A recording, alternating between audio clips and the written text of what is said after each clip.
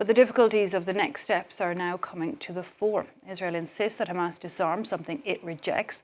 There's the question then of who will govern Gaza, a region reduced to ruin, where Palestinians are still struggling under the Israeli blockade as they return to sites of destroyed homes, and many search for their loved ones potentially buried beneath that rubble.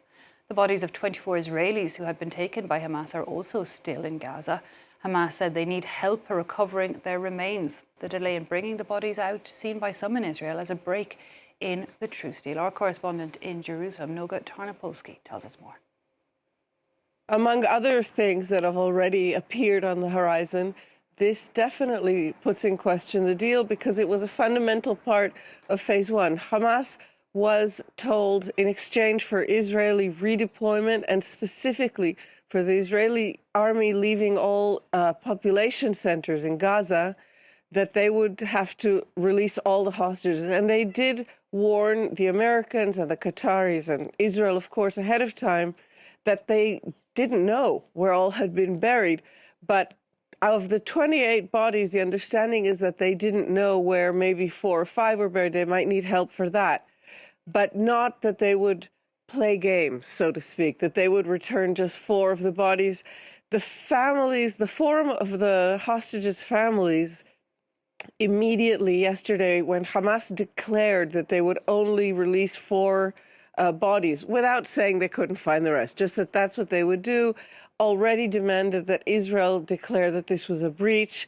Israel appears close to doing that, but at the moment I do know that there are intense negotiations underway to try and get this resolved as quickly as possible.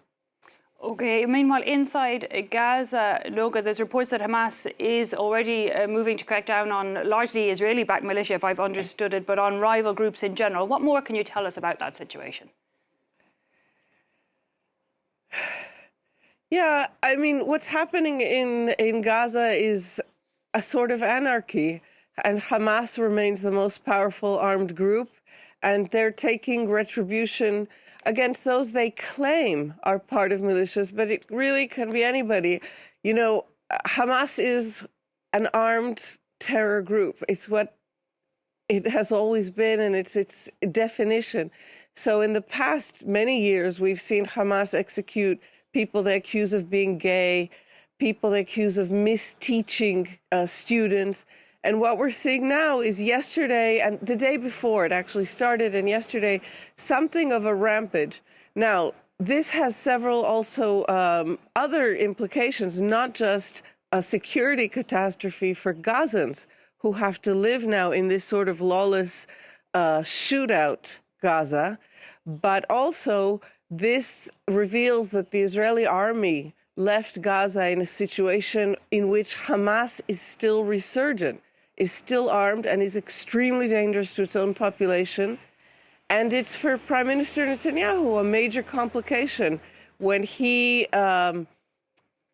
promised Israelis that Hamas would be destroyed, that Hamas would not pose any threat to Israel or to anyone else, that he would demolish the organizations. I'm returning to all these words that we heard as part of Prime Minister Netanyahu's definitions of what a victory might look like. Certainly, seeing Hamas on a rampage inside Gaza, shooting and killing whoever they want, is not a definition of victory. It could also threaten these accords, of course, and it could threaten Prime Minister Netanyahu politically.